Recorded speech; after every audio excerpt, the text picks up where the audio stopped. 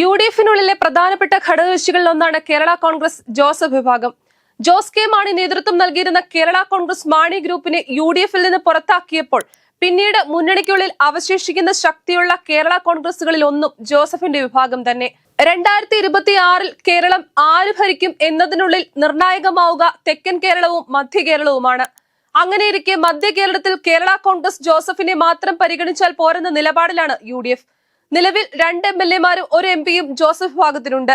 PJ ജോസഫും Mons ജോസഫുമാണ് MLA-മാർ. Francis ജോർജാണ് പാർട്ടിയെ പാർലമെന്റിൽ പ്രതിനിധീകരിക്കുന്നത്.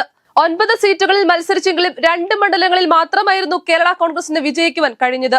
ബാക്കി 7 ഇടങ്ങളിലും പാർട്ടി പരാജയപ്പെടുകയായിരുന്നു. 2021 നിയമസഭാ തെരഞ്ഞെടുപ്പിൽ LDF മുന്നണിയിൽ നിന്ന് 11 നിയമസഭാ സീറ്റുകളിലേക്ക് മത്സരിച്ച ജോസ് കെ മാണി വിഭാഗത്തിന് 5 സീറ്റുകളിൽ വിജയിക്കാൻ കഴിഞ്ഞു.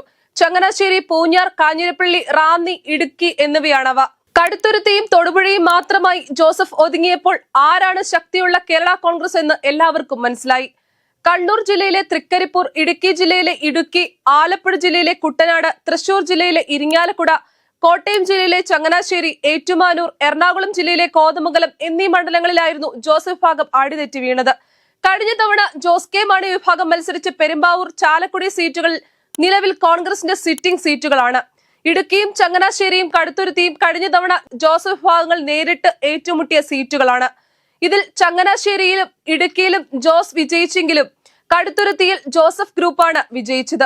വരുന്ന തെരഞ്ഞെടുപ്പിൽ യുഡിഎഫിൽ നിന്നും കേവലം 4 സീറ്റുകൾ മാത്രമാകും കേരള കോൺഗ്രസിന് നൽകുകയെന്നതാണ് അറിയുന്നത്.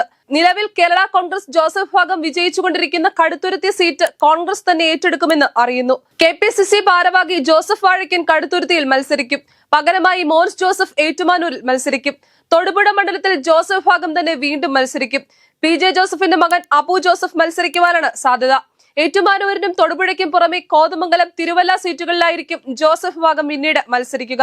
കോതമംഗലം മണ്ഡലത്തിൽ ജില്ലയിലെ UDF ചെയർമാൻ ഷിബു തെക്കുമുറം തന്നെയായിരിക്കും വീണ്ടും മത്സരിക്കുവാൻ സാധ്യത. കോതമംഗലം മണ്ഡലത്തിൽ പരാജയത്തിനു ശേഷം ഷിബു മണ്ഡലം അറിഞ്ഞ് നിലകൊണ്ട നേതാവായിരുന്നു. കോതമംഗലം മണ്ഡലത്തിന്റെ എല്ലാ ഭാഗത്തും ജനങ്ങളുമായി വലിയ തോതിലുള്ള ആത്മബന്ധം സൃഷ്ടിച്ചെടുക്കുവാനും പിന്നീട് ഷിബു തെക്കുമുറത്തിന് സാധിച്ചു.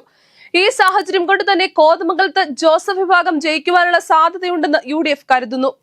തിരുവല്ലയിലും മികച്ചൊരു സ്ഥാനാർത്ഥി വന്നാൽ അട്ടിമറിയിലൂടെ തങ്ങൾക്ക് വിജയിക്കുവാനുള്ള സാധ്യതയുണ്ടെന്ന് വിലയിരുത്തൽ ജോസഫ് വിഭാഗത്തിന് ഉണ്ട്. 9 മണ്ഡലങ്ങൾ മത്സരിച്ച പാർട്ടി ഒറ്റയടിക്ക് 4 മണ്ഡലങ്ങളിലേക്ക് ചുരുങ്ങുമ്പോൾ പലർക്കും വിരുദ്ധ അഭിപ്രായങ്ങളുണ്ട്. എന്നാൽ PJ ജോസഫ് ഈ തീരുമാനത്തെ അംഗീകരിച്ചു എന്നാണ് അറിയുന്നത്. മകന് ഏത് വിധേനയും സീറ്റ് ഉറപ്പാക്കുക, മകനെ വിജയിപ്പിക്കുക എന്ന ചിന്തയാണ് തീരുമാനം അംഗീകരിക്കുന്നതിലേക്ക് PJ ജോസഫിനെ നയിച്ചതെന്നാണ് അറിയുന്നത്. കണ്ണൂർ ജില്ലയിലെ തൃക്കരിപ്പൂർ പോലെയുള്ള മണ്ഡലങ്ങൾ വേണ്ടെന്ന നിലപാടും ജോസഫ് വിഭാഗത്തിന് ഉണ്ടെന്നാണ് അറിയുന്നത്. കഴിഞ്ഞ തെരഞ്ഞെടുപ്പിൽ തൃക്കരിപ്പൂർ ഉൾപ്പെടെയുള്ള മണ്ഡലങ്ങളിൽ മത്സരിച്ചത് വലിയ പരാജയത്തിന് വഴിവെച്ചിരുന്നു.